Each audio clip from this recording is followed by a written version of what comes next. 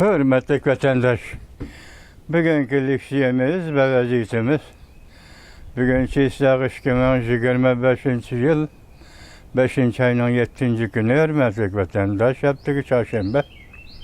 Bugünkü vazifemiz İslah avvalsılarga kısa haberlerden sözlerini, kısa haberlerden burun. Hazır Reis Xi Jinping'ni deydi, Moskvaga yetip geldi deydi. Biroq tor betida onun yetip kelganligi to'g'risida hech qanday xabar ko'ramidik vatandaşım. Bugünkü haberlerimiz kısa haberlarni tahlil qilish asosida sizga bir topshiraylik. Vaziyatni shundan bir ko'rib oling vatandaşım. Birinci kısa haber ekranda Xi Jinping Moskvaga yetip geldi deydi. Prezident Vladimir Putin Xi Jinping'e faydasız bulup kaldı mı? Bu bir sual, gayri sual. Asıl mavzu mağdığan yol kalmadı. Beijing mahfi yığın açtı. Kıyın şaraitte etilip çıkıp Garp lageri bilen karşılaşmakçı oldu. Prezident Vladimir Putin Xi Jinping ziyankeşlik kılamdı. Bu bir üçüncü kıl şekilde yetip gelgen sual vatandaşım. Bu kim olursanız Dayu Pen'en. Yeni torbeti mi, yakabar torbeti mi? Dayu Pen'en. 5. ayının 7. günü YouTube. Yani bir haber, ciddi haber. Bugün Prezident Trump bundak dedi. Bir ne çıkan işçide intihayın zor vaka yüz birdi. Tamojni böceği münasebetsiz. Amerika-Tayvan diplomatik münasebet ornatamda kandak. Tayvan'ın sabık prezidenti Tsai Ing-wen Litvan devletini ziyaret kıldı. Belki diplomatik münasebet ornatış için keyfiyat yaratıdı. Ötken 20 yıl yer şahı boyunca 10'dan artık devlet 27-58 numaralı kararının Tayvan'a münasebetli ikenligini inkar kıldı. Bütün yer şahı bes Tayvan bilen diplomatik münasebet ornatış Katar'a kirip geldi. Lavr Twitter 5. ayının 7. günü YouTube. Yani bir haber vatandaş. Amerika Cungo diplomatik münasebetini üzüp Amerika Tayvan bilen diplomatik münasebet ornatamda yoki Tayvan Amerika'nın 51. ştati bulup kalamdı. Prezident Nixon hata kılgan iş muşamu. Yani Tayvan bilen Amerika diplomatik münasebetini üzüp Cungo Kompartiyası bilen diplomatik münasebet ornatışını hata dep qaraydigan bolsak, Nixon hata kılgan iş muşamu. Çünkü yakında söylerge sözlük Prezident onu aldataram. O nurgun hata işlerini kılgan edi Prezident Nixon dedi.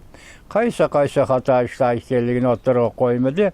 Bunu hazır bu torbetinin aptörü Tong Wendong ötken tünügen dedik o bu yeni peyda boldu hali jirik nerslerini oturuğa koyuvatkan ayal torbetçi ken bu YouTuber bugün anaşında sual koyuptu 5. ayının 7. günü YouTube vatandaş.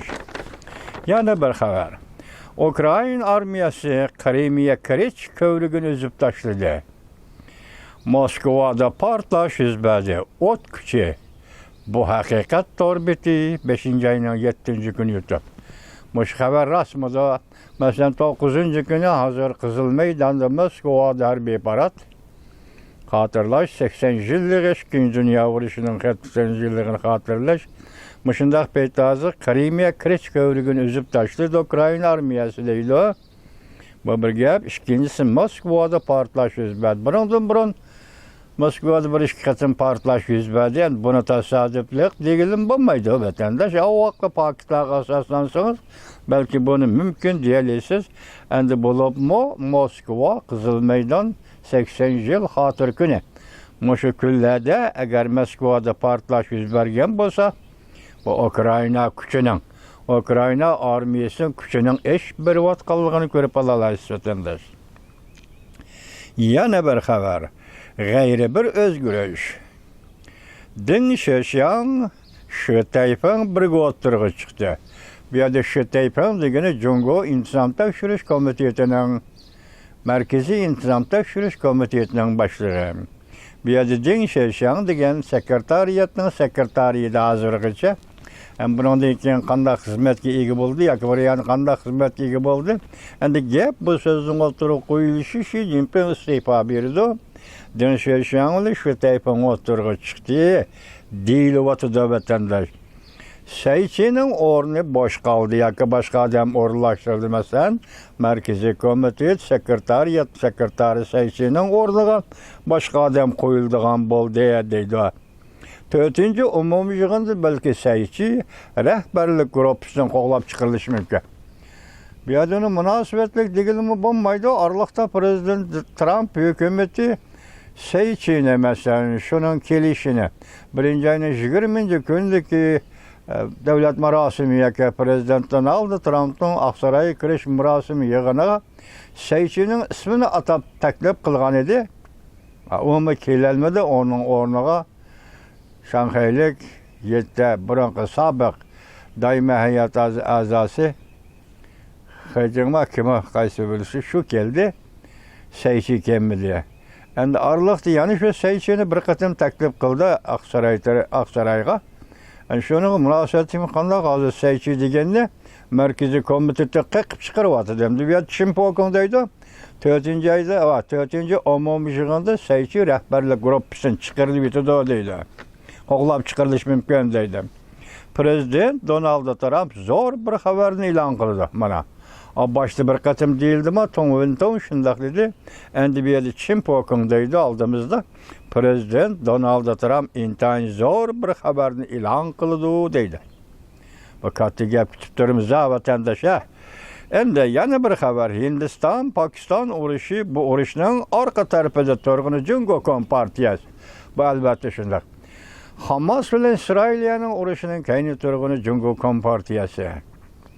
Bu qatam ham Jungo kompartiyasi 2-Osiyo quruqliq yoki Janubiy Osiyo quruqligida Hindiston bilan Pokiston urushini yana qo'zg'atgan bo'lsa demak, Jungoning dunyoga, butun dunyoga keltirdigan tahdidi haddidan ziyod yoki g'aljirlashgan paytga yetib keldi deyishga bo'ladi vatandosh. Hozir Hindiston Pokiston o'rtasidagi urush buning kayni Jungo kompartiyasi. Amerika Jungo Shveysariyada suhbat boshlaydi. Chimpokong 5-ayning 7-kuni yo'tab. Endi bu suhbat tomojda bejiga munosabatli suhbat vatandosh. Qani kim Amerika tarafining vakili kim, Jungo tarafining vakili kim bu aniq emas. Endi orqada yana bunday xabar keldi qara. Prezident Trump Jungo bilan suhbat qurishni amaldan qoldirdi. 5-ayning 7-kuni Xiaomi moliyasi. Yuqori xabar Chimpokongning xabari. Bu xabar 5-ayning 7-kuni Xiaomi moliyasi. Amerika Qo'shma Shtatlari Jungo'da o'tkazilgan suhbatni bekor qilmoqchi bo'lyapti deydi vatandosh. Hozir biz duch kelgan ikki masala. Vaziyat nuqtai nazaridan aytgan duch kelgan ikki masala. Biri Rais Jinpingning Moskvaga ziyoratga berishi, Qizil maydonda harbiy parad qatnashmoqchi bo'lganligi bu bir vaziyat. Ikkinchisi Jungo kompartiyasining ichida 4-chi umumiy yig'inga tayyorlik, kadrlar masalasi, qanday o'rinlashtirish, kimni tayinlash, kimni tushirish, Rais Jinping qanday iste'fo berish degandek. Mushlarning hammasi hozir bizning oldimizda turgan jiddiy vaziyat deb ataladi vatandoshim. Endi Ukraina bilan bo'lgan munosabat Rossiya Vladimir Putin 2 kun ichida yana bir ikki ig'iz gap qilganda qildi. Masalan, urushni davomlashtirish yoki davomlashtira olmaslik va yoki urushni to'xtatish degandek. Bu siyosatlar kundan kunga murakkablashib, kundan kunga 70 yil bo'lmaydigan bir holat kelyapti vatandoshlar. Bugungi vaziyatimiz, bugungi leksiyamiz sizlarga mo'shinchilik. Hozir biz ikki masala bo'yicha kompartiyaning ichida rahbarlik o'zgarishi qanday qildi. Oraliqda nima deganda? Xu sekretar bo'ladi, rais bo'ladi, undaq degan edi oralishnoma. Bugun ham tuyuqsiz Deng Xiaoxiang degan odam o'tirg'i chiqdi. Yani Deng Xiaoping, Xi Jinping'le bir işğanı işleyen adam desiniz oldu. Xoçunxua tıqı Xi Jinping'le bir işğana kirip bir vaktini yok. O 20. Qurultaydan başlap 2022 yılı o Xi Jinping'in zarbisi uçrayotgan adam Xoçunxua degan. Agar Deng Xiaoping'ni bu da rehberlik gruppasi qo'yib Xi Jinping istifa bir hal qiladigan masala nima? Hal bo'ladigan masala nima vatandosh dedik-ku, hammasi Xitoy. Hammasi Xitoy, hammasi Kompartiya dedik-ku. Lekin bu qatim boshda aytgan bir gapimizni yanmaymiz. Jungoning rahbarlik gruppasi kim bo'lishidan qat'iy nazar bu qatim G'arb dunyosining nazaridan, diqqat nazaridan nari ketolmaydi. Agar G'arb dunyosining diqqat nazaridan nari ketib, Jungo Kompartiyasi yani qayta bir odamni tayinlab, Jungo yangi rahbar qilib tayinlab o'tirg'i chiqaradigan bo'lsa, men aytamanki, G'arb dunyosi buni qabul qilolmaydi vatandosh. Hargiz qabul qilolmaydi.